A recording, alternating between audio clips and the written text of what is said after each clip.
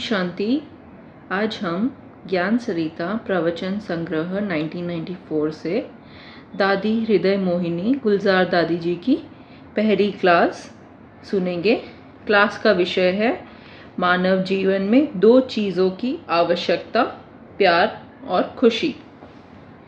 दादी जी कहते हैं, वर्तमान समय के हिसाब से जब हम सेवा के क्षेत्र में जाते हैं, चक्कर लगाते हैं, तो अनुभव होता है कि आजकल दो चीज़ें ही जीवन में बहुत आवश्यक है, एक प्यार और दूसरा खुशी। अगर प्यार से दो शब्द भी किसको आप बोल दो तो वो प्यार के दो शब्द भी उसके लिए कितनी हिम्मत दिलाते हैं, जिससे उसके जीवन में एक नया उमंग, उत्साह उत्पन्न हो जाता है। आप किसी भी आत्मा को और कुछ नहीं दो, लेकिन निस्वार्थ प्यार दो तो वह आत्मा ऐसे महसूस करती है जैसे मुझे संपूर्ण जहान मिल गया। लेकिन प्यार दो प्रकार का होता है, एक होता है स्वार्थ का प्यार और दूसरा होता है निस्वार्थ प्यार। तो स्वार्थ का प्यार जो होता है उसमें अल्पकाल के लिए कोई खुश हो भी जाए, लेकिन सदाकाल की खुशी या प्राप्ति उसको दिल से अनुभव नहीं होती। तो जो सच्चा प्यार है वो निस्वार्थ प्यार है, और निस्वार्थ प्यार की अनुभूति वास्तव में हमको शिव बाबा से होती है, क्योंकि उसे अपने लिए कोई स्वार्थ नहीं। आत्माओं को फिर भी अपने लिए कुछ न कुछ स्वार्थ होता है, लेकिन शिव बाबा द्वारा जब राजयोग की शिक्षा मिलती है और आपस में एक दो को आत्मिक रूप से देखते हैं, ब्रदरहुड के रूप में देखते हैं, तो ये ब्रदरहुड का प्यार आत्मिक प्यार है। यही सच्चा प्यार है। जहाँ बॉडी कॉन्शियस का प्यार होगा वहाँ ज़रूर कोई ना कोई बॉडी कॉन्शियसनेस के स्वार्थ होते हैं, लेकिन हम लोगों को शिव बाबा यही शिक्षा देते हैं कि आप आत्मा भाई भाई अर्थात ब्रदरहुड हो। तो यह ब्रदरहुड का प्यार ही सच्चा प्यार है। इसलिए आजकल सबके दिल में प्यार पाने की इच्छा ज़रूर होती है। जैसे कोई छोटे बच्चे को यदि माँ बाप के द्वारा प्यार नहीं मिलता है तो वह जीवन कैसे होती है। जैसे एक सूखा वृक्ष होता है जो पानी न मिलने से मुरझाया हुआ रहता है। जो हरा खिला हुआ वृक्ष होता है वह कितना प्यारा लगता है। तो जीवन में भी प्यार जैसे इस वृक्ष का पानी है, और जब मनुष्य आत्माओं को प्यार का पानी मिलता है तो यह जीवन रूपी वृक्ष बहुत हरा भरा लगता है, बहुत प्यारा लगता है, बड़ा सुंदर लगता है। अगर प्यार से आपको कोई सूखी रोटी भी खिलाएगा तो उस सूखी रोटी में भी 36 प्रकार के भोजन का अनुभव होगा, और अगर आपको कोई 36 प्रकार के वैरायटी भोजन खिलाए और प्यार से ना खिलाए तो आपको वो 36 प्रकार के भोजन भी सूखी रोटी के बराबर लगेंगे। तो प्यार एक ऐसी चीज़ है जो मनुष्य के जीवन के लिए बहुत बहुत आवश्यक है, और उसमें भी सबसे बड़े से बड़ा परमात्मा प्यार है। परमात्म प्यार कभी किसी को ठोकर नहीं लगाता, चाहे कांटा हो या फूल, लेकिन परमात्मा सबको प्यार करता है और ही कांटे को भी फूल बना देता। इसलिए जैसे परमात्मा अविनाशी है तो उसका प्यार भी अविनाशी है, और वह अविनाशी परमात्म प्यार जब प्राप्त होता है तो आत्मा उस प्यार अर्थात लव में लीन हो जाती है। जैसे अल्पकाल का जो बॉडी कॉन्शियस का लव होता है उसमें भी मनुष्य लीन हो जाता है, लेकिन सदा नहीं, अल्पकाल के लिए होता है, और उसमें कभी भी एक दूसरे को ठुकरा सकते हैं। लेकिन परमात्म प्यार में जब लवलीन हो जाते हैं यानी प्यार में एकदम खो जाते हैं, तो जैसे आत्मा परमात्मा से मिल जाती है। वो अनुभूति एक बहुत सुंदर प्यारी है। लेकिन ये परमात्म प्यार प्राप्त कैसे हो सकता है? चाहते तो सभी है कि हम परमात्म प्यार में खो जाएं, लेकिन वो प्राप्त कैसे हो? उसकी विधि क्या है? इसके लिए बहुत छोटी सी विधि है कि आप आत्मा रूप में स्थित हो जाओ, क्योंकि परम आत्मा परम है, वह शरीरधारी नहीं है।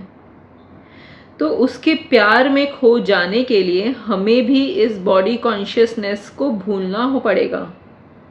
और जब हम इस बॉडी कॉन्शियसनेस को भूल जाते हैं और अपने को आत्मा समझते हैं, तो उसके प्यार का अनुभव होने लगता है। वैसे जब हम मैं शब्द कहते हैं, तो यह मैं शब्द आत्मा से ही मिलता है। शरीर को कभी मैं नहीं कहते, मेरा ही कहते हैं। कभी गलती से भी नहीं कहेंगे कि मैं सिर में दर्द है, मैं नाक में दर्द है, मेरे नाक में दर्द है। तो जहाँ मेरा शब्द होता है, वहाँ मैं अलग होता है। तो ओरिजिनल तो मैं आत्मा हूँ, लेकिन अपना ओरिजिनल स्वरूप भूल गए हैं और जो मेरा है उसको मैं समझ लिया है। यह छोटी सी गलती हुई। जैसे यहाँ लाइट का कनेक्शन लेने के लिए तार को तार से जोड़ते हैं। है कितनी छोटी सी सेकंड की बात, लेकिन हम एक छोटी सी गलती कर दे कि तार के ऊपर वाला रबर नहीं उतारें और जोड़ने की कोशिश करें, तो सारा दिन बीत जाएगा तो भी करंट नहीं आएगी, कनेक्शन नहीं होगा। इसी रीति से जब हम परमात्म मिलन, परमात्म प्यार का अनुभव करना चाहते हैं, तो हमें यह बॉडी कॉन्शियसनेस के स्मृति का रबर थोड़े समय के लिए भूलना पड़ता है और अपने ओरिजिनल आत्मिक स्वरूप में अशरीरी स्थिति में स्थित होना पड़ता है। और जब हम अपने आत्म रूप में स्थित हो जाते हैं, तो आत्मा को सिवाय परमात्मा के और कौन है? कौन है? आत्मा का रिलेशन, कनेक्शन सब एक परमात्मा से है। तो जब हम परमात्म प्यार का अनुभव करना चाहते हैं, तो यही छोटी सी विधि अपनानी होगी कि मैं आत्मा बच्चा परमात्म बाप से मिलन मना रहा हूँ। यही छोटी सी विधि अपनानी होगी कि मैं आत्मा बच्चा परमात्मा बाप से मिलन मना रहा हूँ। और वो परमात्म प्यार, परमात्म अनुभूति व मिलन इतना अलौकिक है, इतना प्यारा है, जो आपकी दिल ही नहीं होगी उस परमात्म प्यार को छोड़ने की। चाहे आप बॉडी कॉन्शियस में आकर कर्म भी करेंगे, तो भी आपका मन बुद्धि परमात्म प्यार की अनुभूति को भूलेगा नहीं। उस प्यार की प्राप्ति से आप जो भी कर्म करेंगे, तो उसमें खुशी बहुत होगी। और जहाँ खुशी होती है, वह काम कैसे होता है? यह तो आपको अनुभव होगा कि जब मन में किसी भी प्रकार की खुशी होती है, तो खुशी में हाथ पाँव बहुत जल्दी जल्दी और अच्छे चलेंगे, उसमें थकावट नहीं होगी। खुशी ऐसी खुराक है जिसमें थकावट भूल जाती है।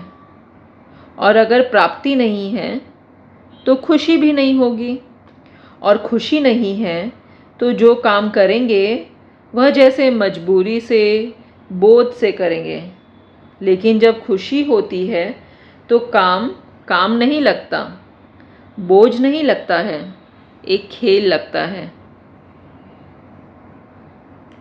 ब्रह्मा बाबा ने शुरू से हम लोगों को सब हार्ड वर्क सिखलाया। ऐसा ऐसा काम बाबा ने हम छोटे बच्चों से कराया जो हम सोचते कि इतना बड़ा काम कैसे कर सकते हैं, लेकिन कितना भी बड़ा हार्ड वर्क हो, बाबा हम लोगों को पहले उमंग, उत्साह और खुशी दिलाता था कि बच्चे, ये क्या बड़ी बात है, तुम आत्मा मास्टर सर्वशक्तिमान हो, ये काम तुम्हारे आगे क्या है। खुशी जो दिलाता था, तो खुशी खुशी में वो काम ऐसा हो जाता था जैसे खेल कर रहे हों। इसलिए बाबा कहते थे कि कोई भी काम के लिए ना नहीं करो। ऐसे नहीं, यह भाइयों का काम है, हम बहन कैसे करें। लेकिन आत्मा में दोनों संस्कार भरे हुए हैं, भाई के भी बहन के भी। नर और नारी दोनों के संस्कार हैं। किसी जन्म में फीमेल बनते हैं, किसी जन्म में मेल बनते हैं, तो दोनों ही संस्कार आत्मा में है। लेकिन तुम अपने को शक्ति समझो। साधारण कुमारी हो या क्यों समझती हो। ऐसे बाबा उमंग और खुशी दिलाते थे कि बच्चे, तुमको क्या मिला है, कितनी शक्ति मिली है, बाप मिला है, खुशनसीब हो। ऐसे खुशी की बात याद दिलाते थे, तो हमने देखा कि कितना भी हार्ड वर्क हो हम लोगों ने किया। तो खुशी एक ऐसी खुराक है जो मनुष्य को कमज़ोर से शक्तिशाली बना देती है। तो आत्मिक शक्ति व आत्मिक खुशी से जो प्राप्ति होती है, वह मुश्किल को भी सहज कर देती है, भारी चीज को एकदम हल्का कर देती है, जैसे कुछ हुआ ही नहीं, किया ही नहीं। तो ये परमात्म प्यार, अविनाशी प्यार, आत्मिक प्यार और ये अविनाशी खुशी, ये दोनों ही चीज़ें हम लोगों ने अपने प्यारे से प्यारे परमात्मा पिता से प्राप्त की। और हम तो ऐसे ही समझते हैं कि सचमुच जीवन है तो खुशी है। हमको 1 वर्ष पहले शिव बाबा ने स्लोगन भी दिया था कि प्राण चले जाए लेकिन खुशी नहीं जाए। क्योंकि खुशी खुशी में आपके प्राण चले जाएंगे तो गारंटी है आपका जन्म अच्छा होगा। अगर जीवन है और खुशी चले जाए तो वह जीवन जीवन नहीं होती, वह न जिए हुए है न मरे हुए हैं, बीच का जीवन होता है। इसलिए बाप दादा ने जो आप सबको अविनाशी खुशी की गिफ्ट दी है, इस खुशी को बढ़ाना चाहते हो तो इसकी विधि ये है कि जितना आप बांटेंगे उतना बढ़ेगी। और कोई भी चीज़ बांटने से कम होती है, लेकिन यह खुशी, अविनाशी खुशी ऐसी चीज़ है जो बांटने से बढ़ती है। तो अभी जो अनुभूतियाँ और शक्तियाँ प्राप्त की है, उसको कायम रखने के लिए, आगे बढ़ने के लिए, आगे बढ़ाने के लिए आप एक बात ध्यान में रखना कि इस ईश्वरीय परिवार के कनेक्शन और रिलेशन में सदा रहना। और अगर यह संग करते रहेंगे तो आपके ऊपर ये ईश्वरीय रंग, खुशी का रंग, प्यार का रंग ऐसा पक्का लगता जाएगा जो आप मिटाना चाहो तो भी नहीं मिटा सकेंगे। क्योंकि कहा जाता है जैसा संग वैसा रंग। एक बार की यह अनुभूति जीवन भर के लिए एक आधार हो जाती है। इसी विधि से चलते रहना है। खुशी का खजाना भरकर जाना है, फुल भरकर जाना थोड़ा नहीं। ये दाता का घर है, यहाँ जितना लेना चाहो ले सकते हो, कम नहीं ले जाना। क्योंकि दाता देने के लिए तैयार है तो लेने वाले को क्यों संकोच करना चाहिए। और ये काम की चीज़ है। एक जन्म तो क्या, लेकिन ये आगे जन्मों में भी साथ जाएगी।